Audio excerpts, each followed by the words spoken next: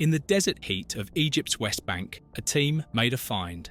They cracked open a tomb. It was sealed for more than 3,000 years. But what they found didn't match any book. The walls said one date, the objects said another, and the DNA whispered something else. The whole timeline of ancient Egypt might be wrong. Imagine this. You walk into a burial room deep underground. The walls claim they're from one time in history, but the things inside, they say a different time. And the bones of the dead, they tell a third story that changes everything. We might be looking at a people who came before the Pharaohs, but there's only one way to know. Follow the clues, test the evidence, ask the hard questions. Will we find proof, or will we find something that tears apart everything we thought we knew? The story begins in the shadow of ancient kings. On the west bank of Luxor sits a place called Dra Abu el Naga. It's a necropolis. That means city of the dead. For thousands of years, Egypt buried its important people here in the dry sand and rock. The great pharaohs? They had tombs in the Valley of the Kings nearby. But this place was different. This was for the officials. The men who ran the country day to day, and that's exactly where an Egyptian team started to dig. They expected to find standard tombs, regular burials, nothing special. But when they broke through the sealed doorways, something felt wrong. The team found 3 tombs. They dated them to Egypt's New Kingdom period. That's around 1550 to 1070 BCE, over 3,000 years ago. But here's the problem. When they looked at the walls, the writing, the objects inside, nothing added up. The dates didn't match. The style was wrong. Something was very strange about these tombs. The archaeologists learned the names of the dead from words carved in stone. 3 men, 3 officials who served the pharaohs. The first was named Amun-em-Ipet. He lived during the time of Rameses. The second was Baki. His title, supervisor of the grain silo. The third man had a single letter for a name, just S. He was a scribe who worked at the temple of Amun. He was also mayor of the northern oases. None of them were kings. None of them were famous. They were just men who did important jobs. Therefore, their tombs should have been standard, normal, built the way all official tombs were built back then. But they weren't. The layout looked normal at first.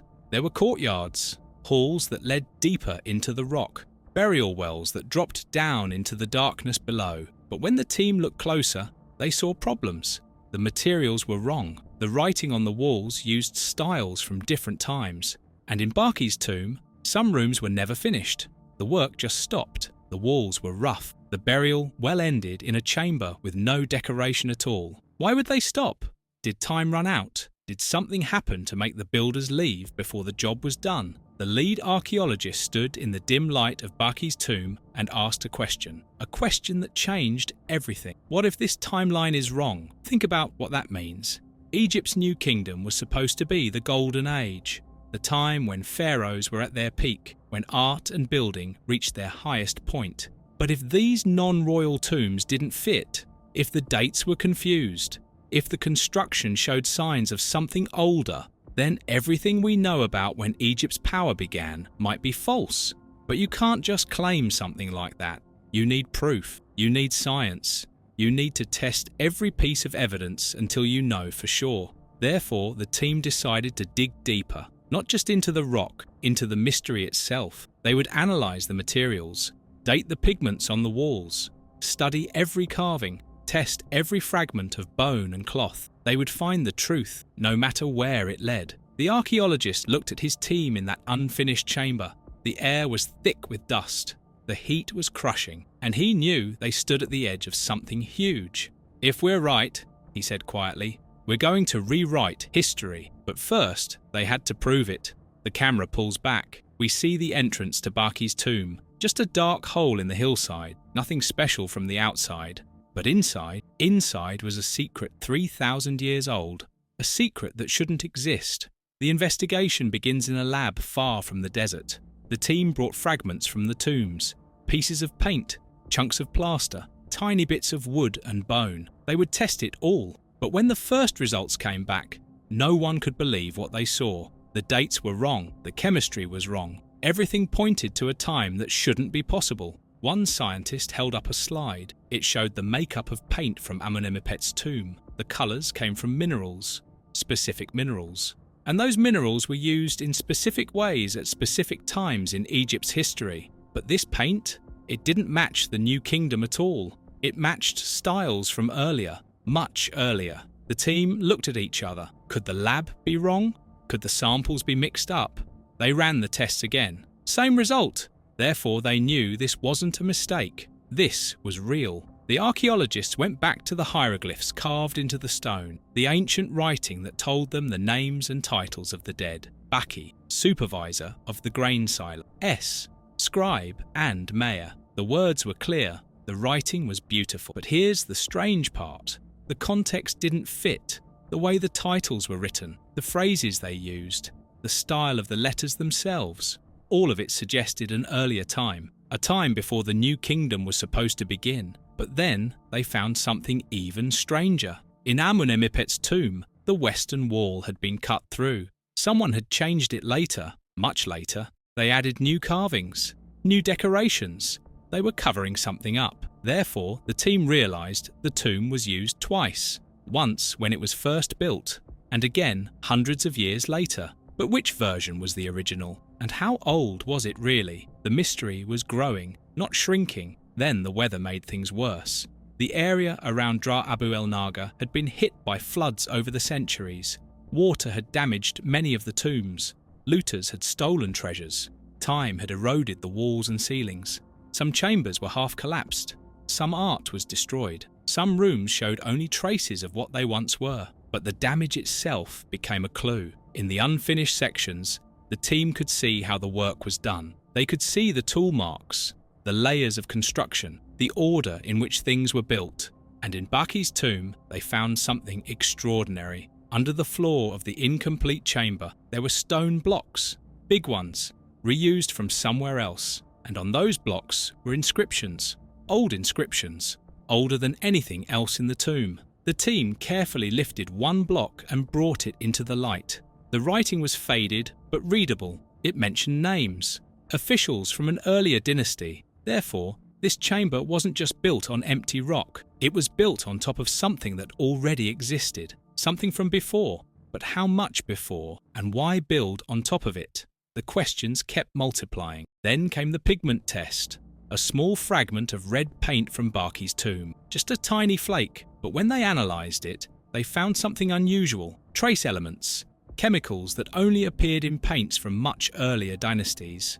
Not the New Kingdom, not Ramesses' time, earlier. This was the smoking gun they needed. But it was also terrifying, because if this tomb used materials from an earlier age, it meant one of two things. Either the builders were deliberately copying old styles to make the tomb look ancient, or the tomb really was from that earlier time, and the team had to figure out which was true. The lead archaeologist sat in the lab staring at the data, carbon dates, chemical analysis, architectural studies, hieroglyph translations. Every piece of evidence pointed in the same impossible direction. These tombs were older than they should be. He picked up the phone and called the site director in Egypt. "We have a problem," he said. "How bad?" asked the director. The archaeologist looked at the papers spread across his desk. Numbers, graphs, photographs of ancient stone. "These materials predate..." The line went quiet for a moment. "Predate what?" asked the director. But the archaeologist wasn't ready to say it yet. Not until he was absolutely sure. "We need to go back," he said. "We need to dig deeper." Because now they knew. There was more to find, more evidence buried in the rock, more secrets waiting in the darkness, and they had to find them all. The team returned to Dra Abu el Naga with new tools and new questions. This time, they brought 3D scanners, laser measuring devices, cameras that could see in the dark. They would map every inch of these tombs. They would miss nothing. They started with Amenemhet's burial chamber. The room was small. The walls showed scenes of banquets, people eating, drinking, celebrating, standard stuff for Egyptian tombs. But when they overlaid the 3D scans on top of known New Kingdom tombs, anomalies appeared. The proportions were wrong. The hall was wider than it should be. The orientation didn't match the standard designs from that time. Even the angle of the corridors was off. It was like the builders were following a different set of rules, a different tradition. But why? Then the pressure started to build. Egypt was preparing to open the Grand Egyptian Museum, a huge project, billions of dollars, and they wanted to showcase new discoveries, important discoveries. The Ministry of Tourism was calling every week. When will you publish? What can we announce? The world wants to know. But the team refused to rush, not until they understood what they had found, not until they could explain the impossible dates and the strange construction. Therefore, tension grew within the group. Some wanted to go public immediately. Others wanted more time. The arguments got heated. In the middle of all this, they made another discovery, and this one changed everything. In Baki's tomb, they went back to the burial well, the shaft that dropped into the earth. At the bottom was that unfinished chamber, the one with the reused stone blocks. But when they examined the floor more carefully, they found something under those blocks. A foundation, an older foundation, made of different stone, cut in a different style. Therefore, this chamber wasn't just built on reused materials.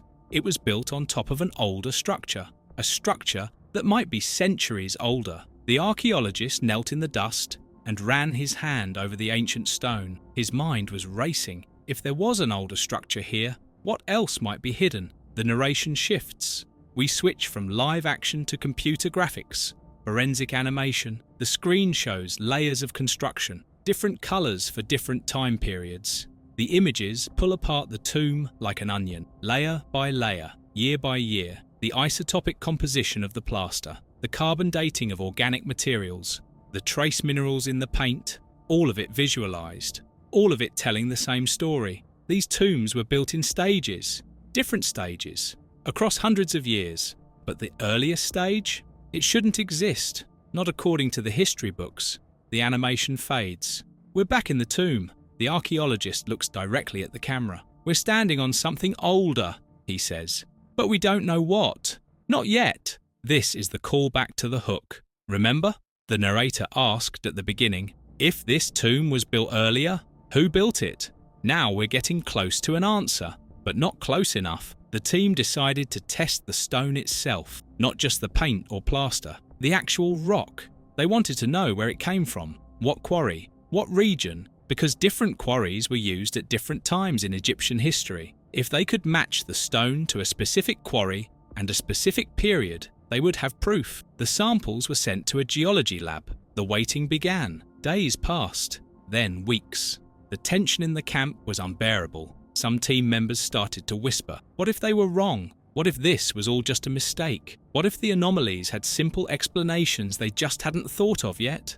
But the lead archaeologist didn't think so. He couldn't shake the feeling that they were standing on the edge of something massive, something that would change how we see ancient Egypt forever. He looked at the opening of Baki's tomb, just a hole in the desert hillside. Nothing special, nothing grand, but inside that hole might be the remains of a lost civilization, a culture that came before the Pharaohs, before the pyramids, before everything we thought we knew about how Egypt began. If we're right, he whispered to himself, we're going to rewrite the timeline of human civilization. But if they were wrong, if this was just a wild theory based on bad data, then they would look like fools, and their careers would be over. The stakes couldn't be higher. Multiple storylines began to collide like thunder in the desert. The geological analysis came back. The stone didn't match the quarries used during the New Kingdom. It matched older quarries, quarries that were abandoned long before Ramesses ruled Egypt. The hieroglyphic inscriptions showed writing styles from different periods mixed together. Some phrases from the New Kingdom, others from the Middle Kingdom, some even older. The architectural anomalies couldn't be explained by construction errors. They were too consistent, too deliberate. Every piece of evidence pointed to one impossible conclusion, but the team couldn't agree on what it meant. Then the old guard pushed back. Senior Egyptologists from universities around the world started writing letters, sending emails, making phone calls. You're overinterpreting the data, they said. You're seeing patterns that aren't there. The anomalies have simple explanations. Construction techniques varied. Artists copied old styles. Materials were reused. Nothing about these tombs requires us to rewrite history, they argued. But the lead archaeologist didn't believe it. She had seen the evidence with her own eyes, touched the stone, stood in those chambers, and she knew something was wrong with the standard timeline. Her name was Dr. Salima Hassan. She was Egyptian, born in Cairo, and she had spent her whole life studying her country's ancient past. Now her funding was threatened. The ministry warned her to be careful. Don't make claims you can't prove. Don't embarrass Egypt with wild theories. But Dr. Hassan refused to back down. The truth mattered more than her career, more than money, more than what anyone thought of her. Therefore, she made a decision. They would keep digging, keep testing, keep searching until they had proof no one could deny. Then came another shock.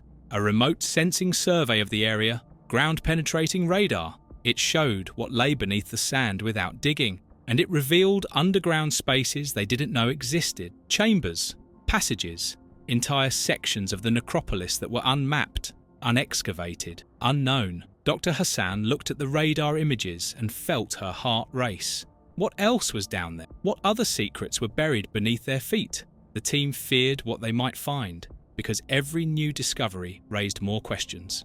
Every answer led to 5 new mysteries. Then the rapid-fire revelations began. They came fast, one after another, like dominoes falling. The pigment analysis? It showed trace elements used only in the Old and Middle Kingdoms, never in the New Kingdom. The reused blocks beneath Baki's tomb, they carried names of officials who served pharaohs from 500 years earlier. The papyrus scraps found in a hidden niche?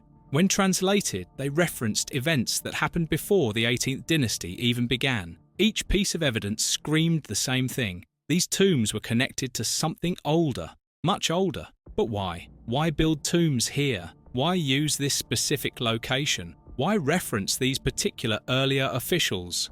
Unless this wasn't just a random burial site. Unless this place had been sacred for much longer than anyone realized. Unless the New Kingdom pharaohs built here because something important was already here. Something ancient. Something they wanted to be near. Dr. Hassan sat in her tent that night and stared at the evidence spread across her desk. Photos, charts, test results, translations. She was exhausted. The heat was brutal. The pressure was crushing. Some nights she couldn't sleep.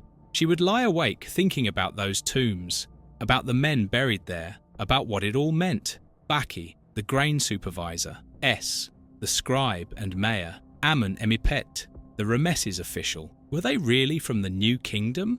Or had they been buried in tombs that were already ancient when they died? The thought made her dizzy, because if it was true, everything changed. The whole story of Egypt would have to be rewritten. New kingdoms weren't the beginning, they were the middle, or maybe even the end of something much older. But she needed proof, solid proof, the kind that couldn't be argued away or dismissed. She looked at the radar images again, those underground spaces, those unmapped chambers.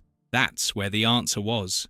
She was sure of it. Tomorrow, she said to herself, tomorrow we find out. Because buried beneath the sand, sealed in darkness for thousands of years, something was waiting. Something that would change everything. The next morning, the team prepared to enter the unmapped chamber, the one the radar had found beneath Baki's tomb, the one no one had seen for millennia. They gathered their equipment, lights, cameras, oxygen monitors, safety gear. This wasn't just archaeology anymore. This was exploration. This was dangerous. Dr. Hassan led the way down into the burial well. The shaft was narrow, dark. The walls closed in around them. The temperature dropped as they descended. At the bottom, they found the entrance, a small opening, sealed with rubble and sand. It took hours to clear it carefully. Every stone had to be documented, every layer recorded. Finally, the opening was clear. Dr. Hassan shined her light inside. The beam cut through the darkness and revealed a chamber, a small room, untouched, undisturbed.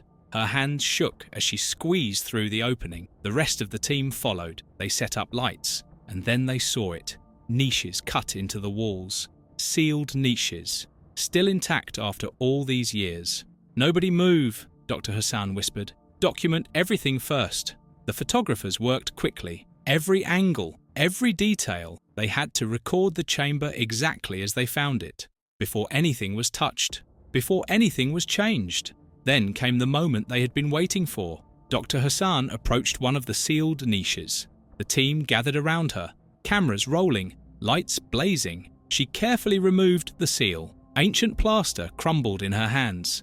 Behind it was a small box made of wood, preserved by the dry air and the darkness. She lifted it out gently, set it on a cloth on the floor, opened the lid.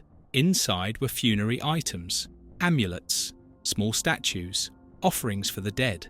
But it was the iconography that made everyone stop breathing. The symbols carved into the amulets, the style of the statues, the way the figures were posed. None of it matched New Kingdom art. None of it matched the styles they knew from Ramesses' time or the 18th dynasty. It matched older styles, pre-dynastic styles, styles from before the pharaohs even existed. "This can't be right," someone whispered.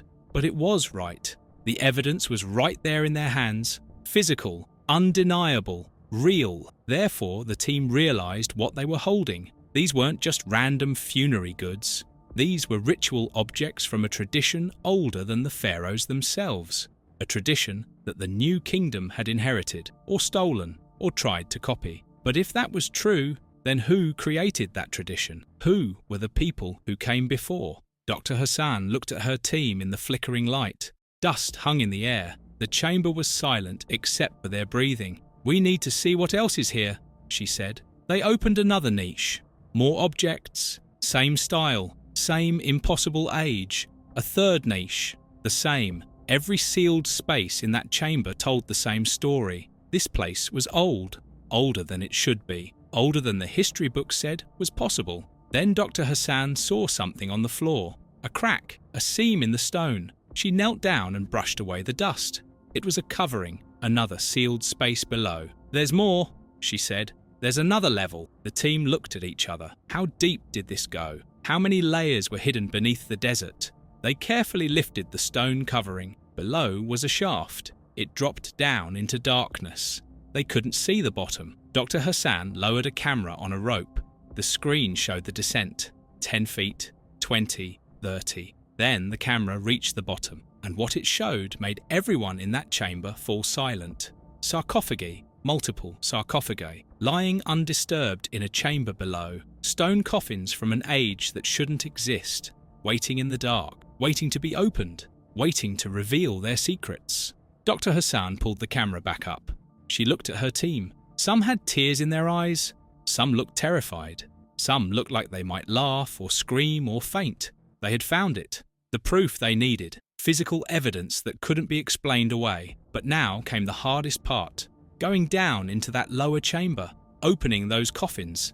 Finding out what was inside. Finding out who was inside. "Tomorrow," Dr. Hassan said, "we'll open them tomorrow. Because tonight, they needed to prepare. They needed to think. They needed to understand what they were about to do. They were about to change history. Forever." The door opened. The lower chamber revealed itself in the harsh white light of modern lamps. This was it. The holy shit moment. The moment that would define their entire careers. Their entire lives. Dr. Hassan descended first. The rest of the team followed one by one. Their footsteps echoed in the confined space. The chamber was small, maybe 10 feet by 12, but it held 4 stone coffins. 4 sarcophagi arranged in a careful pattern. They were simple. No gold, no jewels, no fancy carvings. Just stone. Solid stone. Sealed tight. Covered in a thin layer of dust that hadn't been disturbed in millennia. "Start with that one." Dr. Hassan pointed to the smallest coffin. "Carefully. Document everything." The team set up cameras. They measured. They photographed. They recorded every detail before touching anything. Then came the moment. They placed their hands on the stone lid. It was heavy, incredibly heavy. It took 4 people to lift it.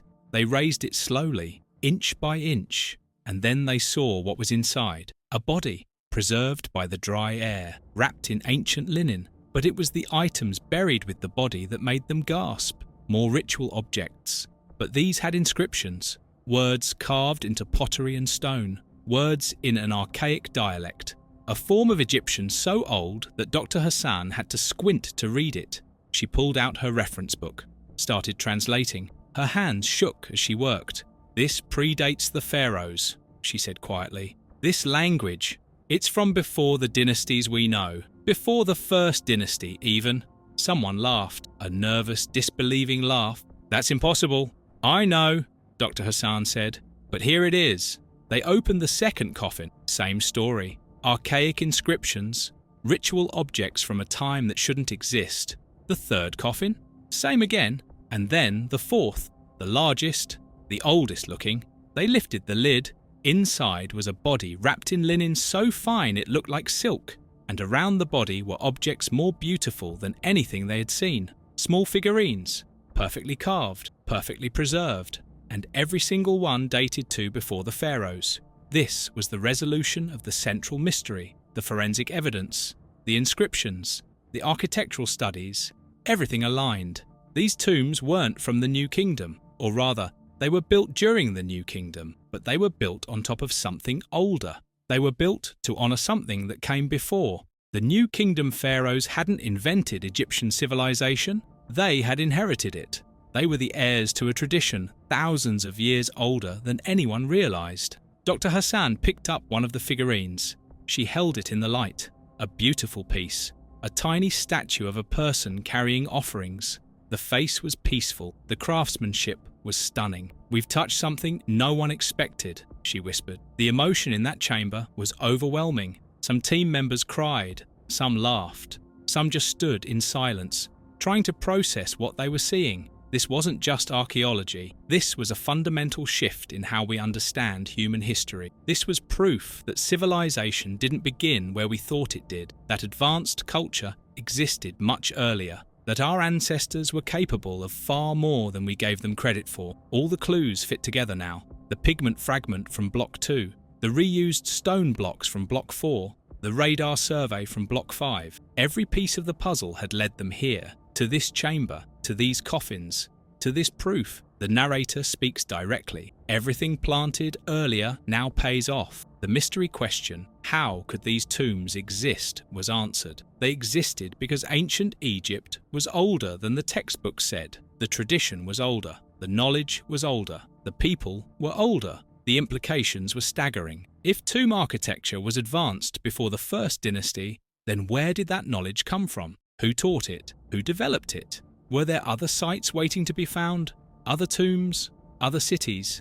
An entire civilization buried beneath the sand? Dr. Hassan placed the figurine back in the coffin. She looked at her team. They were exhausted, overwhelmed, changed by what they had found. "This changes everything," she said. "The origin of Egyptian civilization isn't in the dynasties we study. It's somewhere older, somewhere we haven't found yet. And our job now is to find it." The camera lingers on the open coffins, on the ancient bodies wrapped in linen, on the objects that told stories from a forgotten age, an age that was forgotten no more. 6 months later, the excavation site at Dra Abu El Naga looked different. Guards stood at the entrance now. Gates and fences protected the tombs. The Egyptian government declared the site a national treasure, a place of extraordinary importance. The team published their findings. The paper was hundreds of pages long, detailed, thorough, impossible to dismiss. The evidence was overwhelming. The conclusions were clear. Egyptian civilization was older than anyone thought. The academic world erupted. Some scholars celebrated, others pushed back hard. Debates raged in journals and conferences. Some called it the greatest discovery in a century. Others called it misinterpreted data. But the physical evidence couldn't be denied. The artifacts were real. The inscriptions were real. The carbon dates were real. The timeline of human history had to be revised. Dr. Hassan returned to Cairo. She walked through the city streets where she grew up. Everything looked the same. The buildings, the traffic, the noise. But she felt different, changed by what she had seen, by what she had touched. She kept one small piece from the sealed chamber. Not an artifact. That would be theft, but a fragment of pottery that had no historical value, just a broken piece of ancient clay. She kept it in her pocket as a reminder that history is not fixed, that what we know is always incomplete, that beneath our feet, beneath the sand and stone, lie secrets we haven't imagined yet. The Ministry of Tourism embraced the discovery. They saw opportunity, new exhibits, new tourist attractions. They talked about building a visitor centre at the site, about creating educational programs. But Dr. Hassan worried. Would this become just another spectacle, just another way to make money? Or would people truly understand what it meant? One of her team members left archaeology. The discovery was too much for him. He couldn't handle the implications, the questions it raised, the certainty it destroyed. Another team member became famous. She went on television, wrote a book, gave lectures around the world. She loved the attention, the recognition, the fame. But most of the team just went back to work because the discovery raised new questions. Where else should they dig? What other sites might hold similar secrets? How much of what they thought they knew was wrong? The broader implications were staggering. If Egypt's civilization was older, what about other ancient cultures? What about Mesopotamia, the Indus Valley, China? How much of human history needed to be rewritten? Scientists from other fields got involved. Geneticists wanted to test the DNA from the bodies. Climate researchers wanted to understand what the environment was like when these people lived. Linguists wanted to study the archaic dialects.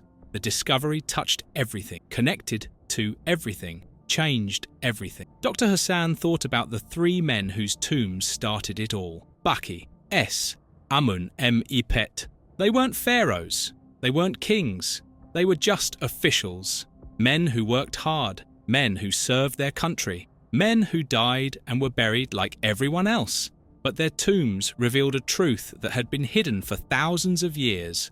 Their burials, meant to be simple and ordinary, turned out to be extraordinary because they connected to something older, something sacred, something we had forgotten. We empathize with them now, not as names in history books, but as humans, people like us, who lived and worked and died, who had families, who had hopes and dreams, who wanted to be remembered. And now they would be, not for who they were in life, but for what their tombs revealed about our past. The camera pulls back one final time. We see Dra Abu el Naga from above. The tombs are just dark holes in the hillside, barely visible, easy to miss. But beneath those holes lies a story that connects us to our deepest past, to the origins of civilization itself, to the moment when humans stopped being wanderers and became builders, artists, writers, dreamers. The narrator speaks the final words carved into one of the fragments.